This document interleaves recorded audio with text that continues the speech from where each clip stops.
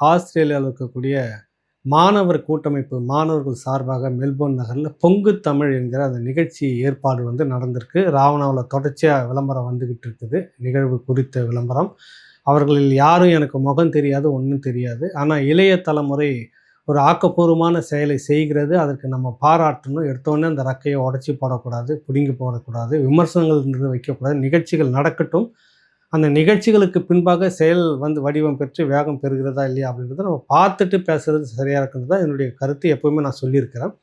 அந்த வகையில் இளையோர்கள் இந்த இதை கையில் எடுக்கணும். இந்த களத்தை, விடுதலை போராட்டத்துக்கான அந்த களத்தை ஆக்கப்பூர்வமான கோரிக்கைகளை வைத்து நகர்ந்து கொண்டிருக்கிறார்கள். அதனுடைய முதல் கட்டமாக மெல்போர்ன் நகரில் இந்த நிகழ்ச்சிகள் நடக்குது. கலை நிகழ்ச்சி கூட நடத்துகிறதா இருக்கிறாங்க. அதே போல் சர்வதேச அளவில் இருக்கக்கூடிய மாணவர் கட்டமைப்போடு இணைந்து ஒரு ஒன்றுபட்ட பொங்கு தமிழ் இளைஞர் கூட்டமைப்பு சார்பாக இந்த நிகழ்ச்சி அப்படின்றது வருங்காலத்தில் இருக்கும் அப்படின்னு சொல்ல வராங்க.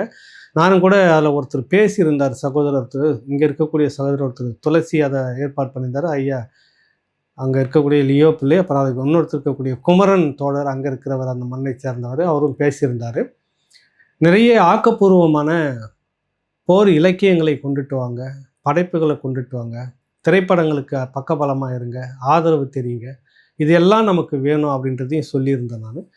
ஆகவே அந்த மாதிரியான ஒரு நிகழ்ச்சிக்கு புலம்பெயர்ந்த மக்கள் பல்வேறு நாடுகள் இருந்தாலும் நீங்கள் அதுக்கு ஆக்கப்பூர்வமான ஒரு ஆதரவு கரத்தை நீட்டி அந்த இளையோர்கள் மேலே வர்றப்போ அடுத்த களத்துக்கு வரணும் அப்படின்றதுக்காகத்தான். இன்றைக்கி இருக்கிற தலைமுறை ஒரு பொழுதுபோக்கு, ஆடம்பரம் மற்றும் இருக்கக்கூடிய அந்த போதை கலாச்சார இதுக்கு ஒரு சீரழிஞ்சிக்கிட்டு போகக்கூடிய நிலைமை இருக்கக்கூடாது. இளையோர்களை இப்படிப்பட்ட ஒரு அரசியல் படுத்தும் தன்மை நமக்கு வேணுன்றதுக்காக தான் இப்படியான நிகழ்ச்சிக்கு நம்ம ஆதரவு தரணும், தார்மீக பொறுப்பு அப்படின்னு கேட்டுக்கிறேன். இது வேறு எந்த அரசியல் இதுவும் நமக்கு இல்லை. பொது நோக்கத்தோடு தான் இதை பார்க்குறோம்.